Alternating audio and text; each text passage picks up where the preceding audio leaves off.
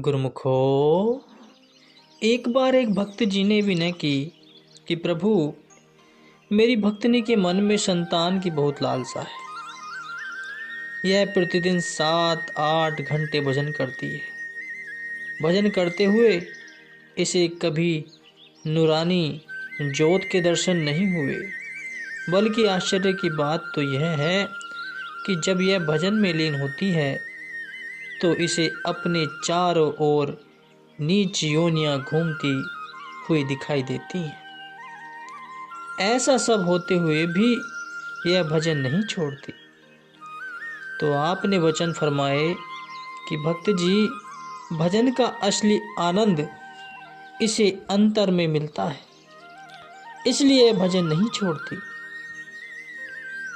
संतान की लालसा के संस्कार न जाने कितने जन्मों से इसके अंदर में पल रहे हैं। एक अंधेरी गुफा में जो वर्षों तक बंद पड़ी हो, उसमें क्या होगा? भक्त जी ने विनय की, महाराज, उसमें सांप, बिच्छू और कई प्रकार के विषैले कीट पतंग उत्पन्न हो जाएंगे। तो आपने फरमाया, ऐसे ही जन्म जन्मांतरों से मन की गुफा में विषैले संस्कारों के कीट पतंग उत्पन्न हुए हैं। जब तक गुफा में माचिस की एक तीली जला दी जाए, अर्थात रोशनी कर दी जाए, तो क्या होगा? वे सब रोशनी में उस गुफा में से बाहर निकलने के लिए भागेंगे। तो सौभाग्य से आपको संत महापुरुषों की चरण शरण मिल गई है। भजन के प्रभाव से जन्म जन्मांतरों के कुसंस्कार अपना रूप बनाकर अब समाप्त हो रहे हैं। एक काम करो कि बच्चा गोद ले लो। जिससे बच्चा गोद लोगे उसे पहले ही कह देना कि जब तक हमारा मन चाहेगा, जब तक उसे पास रखेंगे। पुनः उसे धन संपत्ति सहित लौटा देना। भजन करने से इसकी सुरती काम, क्रोध, लोभ, मोह से निर्लिप्त हो चुकी है। इसका आखिरी संस्कार करते ही यह परमात्मा स्वरूप बन जाएगी। भक्त जी ने श्री वचनों के अनुसार कार्य किया। वह हैरान था कि 6 मास भी भक्तनी ने बच्चे को अपने पास नहीं रखा। उसका मोह बंधन जो लोहे की दीवार बनकर खड़ा था, टूट गया। अब वह हर समय भजन में आंतरिक जंजीरें और आंतरिक नज़ारे देखकर आनंद में झूमने लगी। भजन से उठती तो यही कहती कि श्री गुरु महाराज जी ने मुझे जीते जी मुक्त बना दिया है। भक्त जी ने श्री चरणों में आकर विनय की, प्रभु, अब मुझे भी मुक्त करो। श्री वचन हुए कि भजन करो और सब पाओ। मन से भजन करोगे तो सब कुछ मिल जाएगा। भजन से ही सब द्वार खुलते हैं और जीव को सच्चे आनंद की प्राप्ति होती है। सन 1971 ईस्वी में श्री आनंदपुर भक्तियों की ओर खिलाने वाले लंगर का अधूरा कार्य संपन्न करवाकर आपने उसका शुभ मुहूर्त किया। आपने श्री वचन फरमाए, गुरुमुखो, कि श्री आनंदपुर में आप ऐसे मनमोहक सुंदर भवन का दृश्य देख रहे हैं। यह अपने श्री सतगुरुदेव जी महाराज की दरगाह मौज और गुरुमुखों की भक्ति और सेवा का फल है। महापुरुषों ने आप जैसे गुरुमुखों के लिए कृपा करके सेवा के भंडार खोल दिए हैं। गुरुमुखों की भी यही पुकार होती है कि मैं अपना जीवन गुरु दरबार की सेवा में लगाऊं। बशर्ते सब चीजें भूल जाएं, लेकिन सेवा न भूलें। ऐसी हर गुरुमुख की भावना होती है। महापुरुषों ने भी जीव कल्याण के लिए ऐसा जरिया बना दिया है जिससे साधक साधन पाकर निष्काम भाव से सेवा करके अपना लोक व परलोक संवार सके। सेवा एक ऐसी दात है जिसकी और मिसाल ही नहीं की जा सकती। इसलिए गुरुमुख जन दिन रात 24 घंटे सेवा में रत रहकर अपने जीवन का कल्याण करें। महापुरुष भी यही चाहते हैं, क्योंकि यही इंसान के कल्याण की चीज है। इसके अलावा कोई भी चीज मांगना दुखों को मांगना है। गुरुवाणी में वर्णन आया है कि विणु तुधु हो जिन मंगना सिरी दुखा के दुख। यदि मालिक से कुछ मांगना है तो उनकी सेवा मांग लो, जो कि असली चीज है, जिसकी सेवा की जाएगी कुदरती तौर से उसी का ही ध्यान आएगा। गुरुमुख के लिए भक्ति की मंजिल को पा लेने के लिए 2 चीजों की जरूरत है। जैसे पक्षी 2 पैरों से उड़ता है, 2 परों से उड़ता है, ऐसे ही गुरुमुख सेवा और भजन द्वारा अपनी मंजिल तय कर लेते हैं। निष्काम भाव और सच्चे दिल से सेवा करने से भजन में स्वयं भी मन लगता है और सुरति एकाग्र होती है। श्री आनंदपुर के निवासी एवं बाहर से आई हुई संगतें इस लंगर में बैठकर भोजन करेंगे तो तन मन में नई शक्ति व स्फूर्ति आएगी। इस भोजन में इतना आनंद होगा कि स्वर्ग के 36 व्यंजन भी इसके आगे तुच्छ होंगे। अनमोल व निष्काम सेवा के फलस्वरूप ये एक ऐसा भवन बना है। कौन सा? श्री आनंदपुर का लंगर, जो तन और मन को शांत करने वाला है। उसके लिए सभी गुरुमुखों को बहुत बहुत मुबारकबाद और बधाई हो। गुरुमुख जन खाते पीते रहे और अपनी सेवा में लगे रहे।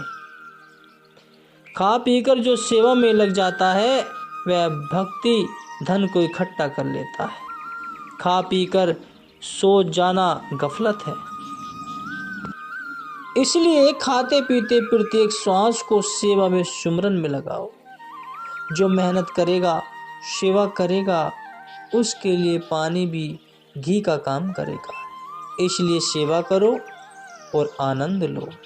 भक्ति का सच्चा धन कमाकर अपना लोक और परलोक दोनों संवार लो। तत्पश्चात गुरु महिमा के गीत गाकर गुरुमुखों ने हार्दिक उद्गार प्रकट किया। सब गुरुमुखों को पंक्तिबद्ध बिठाकर स्वयं श्री भोग लगाकर उन्हें अपने सामने भोजन करवाया। इस दिव्य शुभ अवसर को पाकर सबने अपने भाग्य मनाए और ऐसा पावन संयोग पुनः पुनः पाने के लिए श्री चरणों में विनय की। महापुरुष लक्ष्य को सामने रखकर उत्तरोत्तर परमार्थ पथ पर बढ़ते ही जाते हैं। वे संसार में आकर श्री वचनों द्वारा संसार में श्रेय ताप से ग्रसित जीवों को आनंद व सुख का शीतल मार्ग प्रदान करते हैं। संत महापुरुषों का स्वभाव शीतल होता है और वे परमात्म स्वरूप होने से अंदर बाहर से शीतलता प्रदान करते हैं। यह केवल उदाहरण स्वरूप कहा गया है कि संत जन चंद्रमा एवं चंदन की न्याय शीतल होते हैं। चंद्रमा और चंदन में शीतलता का गुण तो है, परंतु वे केवल बाहर से प्रभावित होते हैं। चंद्रमा की शीतलता तन की तपन को बुझा सकती है, मन की नहीं। ऐसे ही चंदन के लेप से तन को शीतलता मिलती है, परंतु मन को नहीं। सद्गुरु के दर्शन की किरणों से, श्री वचनों के प्रभाव से स्वयं भी तन पर प्रभाव पड़ता है और मन में आनंद एवं सुख शांति आ जाने से मोह माया की तपन शांत हो जाती है। संसार में माया काल के पंजे में जकड़ा जीव 3 तापों से सदैव अशांत और बेचैन रहता है। संत संसार को इन दुखों से छुटकारा दिलाने के लिए अवतरित होते हैं। जो जीव इनकी चरण शरण में आ जाते हैं, अपने मधुर उपदेशों से ज्ञान देकर उनके समस्त दुख है वह क्लेश हर लेते हैं। महापुरुषों के धैर्य, सहनशीलता एवं क्षमा के महान गुणों का वाणी वर्णन नहीं कर सकती। कोई कितने ही कठोर वचन उन्हें कहे, वे मधुर एवं कोमल वचनों से उस पर प्रभाव डालते। उनके कार्य व्यवहार, मुस्कान की सुगंधि से ज्ञान उपजता है। महापुरुषों के दर्शन से जीव का कल्याण हो जाता है। संत पलटूदास जी कहते हैं कि अंतर के ताप दर्शन मात्र से तुरंत मिट जाते हैं, जैसे कि चंद्रमा और चंदन के प्रभाव से शीतलता आती है। गुरुमुखो, श्री आनंदपुर को नूतन राज और साज सज्जा से सजाने, इसे सौंदर्य युक्त बनाने, कुदरत के रंगों की छटा दिखाने के लिए दिव्य मौज ने अपना पग भूमि पर उतारा और श्री सद्गुरुदेव महाराज जी, श्री तृतीय पातशाही जी ने मोती बाग में अनुपम लीलाएं कर इसे विशेष बनाया था। अब श्री सद्गुरुदेव महाराज जी पंचम पातशाही जी ने इस भूमि को अति विशेष रूप प्रकाशित सौंदर्य प्रदान करने के लिए इस ओर ध्यान दिया। इस स्थान पर आप स्वयं भी नित्य प्रति सैर करने आया करते थे। आपकी यह मौज थी कि दर्शनार्थी संगत एवं स्थायी निवासी श्री आनंदपुर में भाग्य उद्यान की निराली छटा में यदा कदा विचरण करे। कुछ वर्षों पश्चात जब यह सुंदरता का प्रतीक देश विदेशों के पुष्पों की महक से चहकने लगा, तब आप स्थायी निवासियों के लिए कभी कभी यहाँ भी दर्शन देते और मन हरण श्री दर्शन एवं फूलों के सुगंधित वातावरण को पाकर गुरुमुख आत्म सुख को अनुभव करते। श्री आनंदपुर के आवास क्षेत्र से भक्तनी व भक्तों की ओर श्री परमहंस अद्वैत मंदिर तक पहुंचने के लिए सड़कों के किनारे पर उद्यान भांति भांति के रंग बिरंगे पुष्पों से सुसज्जित हो सौरभ बिखरा रहे हैं। उनमें से किसी किसी उद्यान में दर्शनार्थियों के सैर करने के लिए कई प्रकार के फव्वारे व आकर्षण हाथी घोड़े के मंडल बनाए गए हैं। सड़कों पर जाते हुए भीनी भीनी ठंडी हवा एवं सुगंधी नाम की धुन सुनाती है। यह मोती बाग अद्वितीय एवं अनुपम छटा लिए मस्त सुगंधी बिखरता हुआ विशेष बना। यहाँ पर सर्वप्रथम आपने सब जगह की सफाई करवाकर गुरुमुखों को सेवा का शुभ अवसर प्रदान कर कृतार्थ किया। पुनः इसे फूलों व बेल पत्रों के आकारों से सजाया। यहाँ के सेवादार प्रबंधक महात्मा नित्य विवेकानंद जी से कहा कि यह उद्यान एक विशेष स्थान है। इस भूमि के तप से ही गुरुमुखों ने सेवा का सौभाग्य पाया है और महापुरुषों की चरण रज ने इसे पावन बनाया है। इसे फूलों के पौधों, विविध लताओं एवं सजावट के अन्य सामानों से सुसज्जित ऐसा मनमोहक स्थान बनाना है जिसमें लगे कि प्रत्येक पौधे के हर पत्ते, डाली एवं सुगंधित हवा की लहर में नाम शब्द की धुन उच्चारण करती प्रतीत हो। यहाँ आते ही सुरती दिव्य धाम के सुख की अनुभूति करते हुए एकाग्र हो जाए। इसकी धरती पर कहीं भी घास फूस के तिनके व कांटे दिखाई न दे। आपने स्वयं भी उसमें अनेक प्रकार के फव्वारे व रंग बिरंगी अति सुंदर लाइटें लगवाई। बेलों व पत्तों से बनी हुई पशु पक्षियों की आकृतियां एवं पहाड़ी के समान एक और ऊंचाई पर भव्य दृश्य बनाया। आपने जब पश्चिमी देशों की लंदन, कनाडा, अमेरिका आदि स्थानों को कृतार्थ किया तो वहाँ के प्रसिद्ध फूलों की कलमें यहाँ मोती बाग में लगवाई।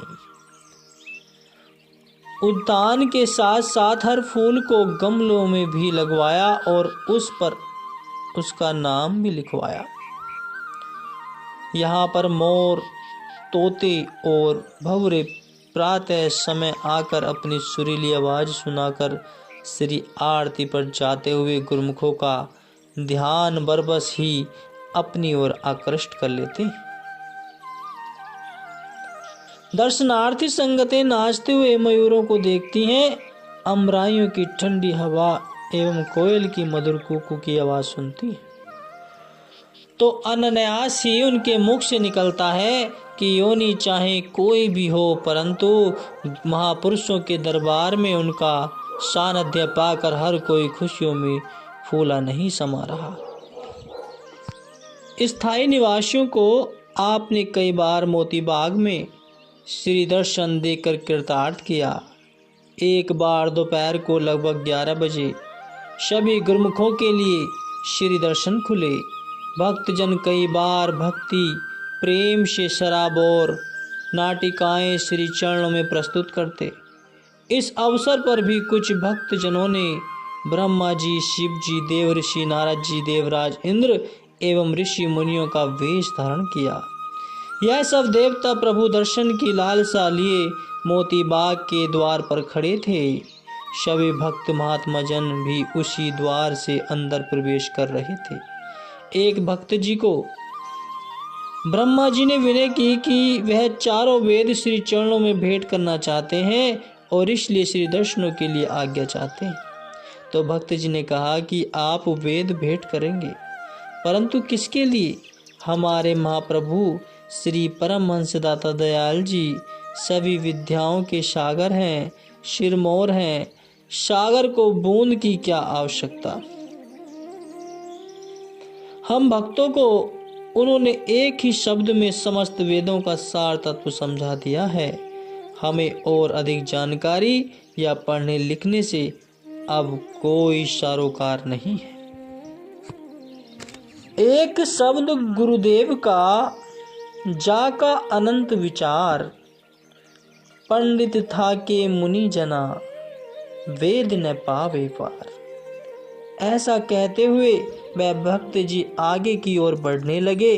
तभी भगवान शिव जी ने उन्हें अपनी विनती सुनाते हुए कहा कि मेरी चाहना केवल श्री प्रभु जी के दर्शन की है, अतः श्री चरणों में प्रार्थना करना कि मुझे श्री दर्शन देकर कृतार्थ करे।